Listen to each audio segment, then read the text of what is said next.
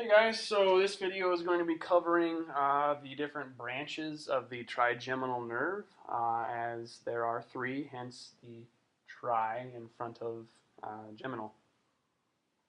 So the three branches are called V1, V2, and V3. Easy enough, right? Good. V1, this is your ophthalmic branch. V2 is maxillary.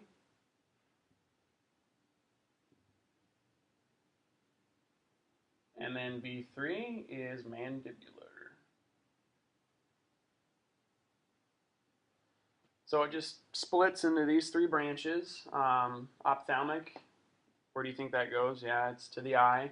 Maxillary branch is in the maxillary area, and then mandibular branch goes down to your mandible, essentially, is an easy way to think about it. So we know that cranial nerve 5, using the mnemonic that we had done in a different video about some say marry money, but my brother says big boobs matter most. So we know that cranial nerve 5 is a both sensory and motor nerve. So to do the branches, I'm going to write this in blue here. Or I'll do green. We know the ophthalmic branch is going to be sensory. Maxillary branch is also sensory. And mandibular branch is the one that's going to be mixed. So this is both sensory and motor.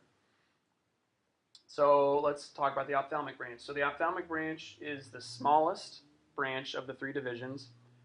It goes into the eye, or the orbital area, back behind the eye, and it's going to branch off a couple different splits, which we'll go into later. But one of those, you have the frontal nerve, and that branches into your nasociliary, and it's confusing, so we'll go through that one in a different video. But yeah, it's the smallest one of the three. It enters the orbit through the superior orbital fissure. So I guess I could write that. We'll do that in blue.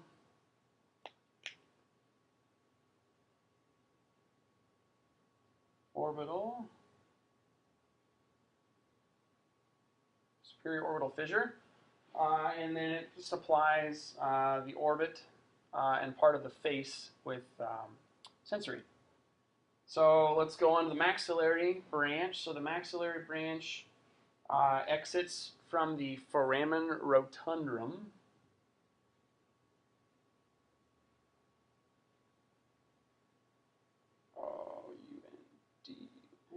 Foramen rotundum. And the maxillary branch has three separate branches. I know you're going to kill me. Or actually, I'm sorry, 4 branches. Where's my other marker here? That's why the trigeminal nerve is such a pain in the butt, because it's just like one never-ending splitting and branching nerve. So maxillary branch has, we'll do 5 branches just to make it easy for you. So first branch, zygomatic branch. Second branch, we have the greater and the lesser palatine nerves.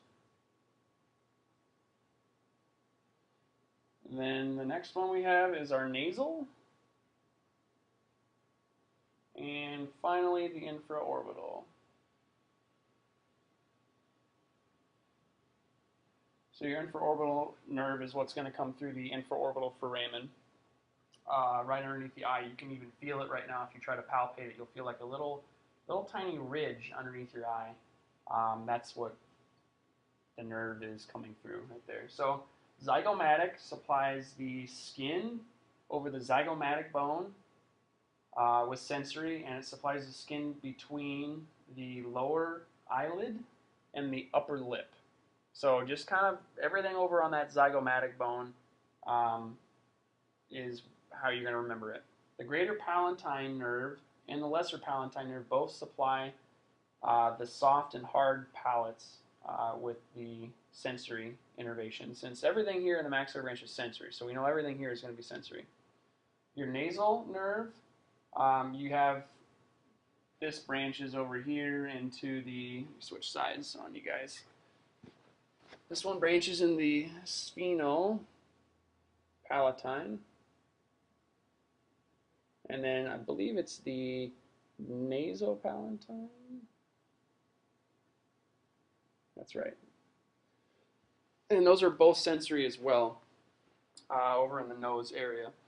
And then finally, the last one we have is the infraorbital, which that supplies the sensory to the skin between the lower eyelid and the upper lip. So it's kind of overlapping with the zygomatic nerve, but not really, or the zygomatic branch, but not really.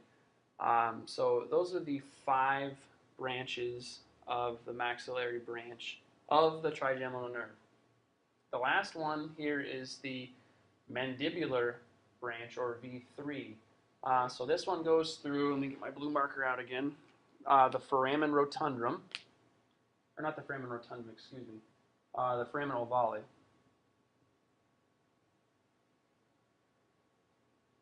And the way you can think about that one is, so if you take your hands and you make an oval, it looks like your mouth, right? So your mouth is oval, mandibular goes down to your mouth, foramen ovale, oval, mouth, mandible, oval. You can kind of make an orientation that direction. So that goes through the foramen ovale and enters the infratemporal fossa. So there are a couple branches for this one, and the way that I like to remember the branches, there's also 5, is the mnemonic: making babies always lacks intensity. I'm not saying that about anybody particularly, I'm just saying that's the mnemonic. So making babies always lacks intensity. So M is going to be, it's kind of easy, it's your motor branches to your muscles of mastication. So there are 4 muscles of mastication: your medial and lateral pterygoid muscles, your masseter muscle, and then the temporal muscle. Those are the 4 muscles of mastication. And they're all innervated by the mandibular branch or the motor branch of the mandibular branch of the trigeminal nerve. The next one we have is the buccal branch, but this is actually, it's called the long buccal branch. And that provides the sensory to the gingiva and the buccal mucosa, so just the mucus in the mouth. The A is the auriculotemporal.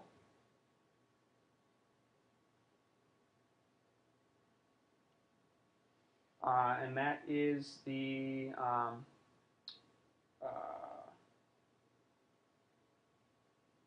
that's right. This one is different. When you're looking at it in a cadaver, it actually encircles the middle meningeal artery. So when you're in the cadaver and you're looking at the middle meningeal, which is a branch off of the maxillary artery, it's easy to find out which nerve you have there, because the auriculotemporal is going to be going all around that middle meningeal artery. So this nerve will pass through the parotid gland, which is the salivary gland on the side of your face, and it ascends to the scalp, or towards the scalp, and then it goes into the ear. Goes into the scalp anterior to the ear.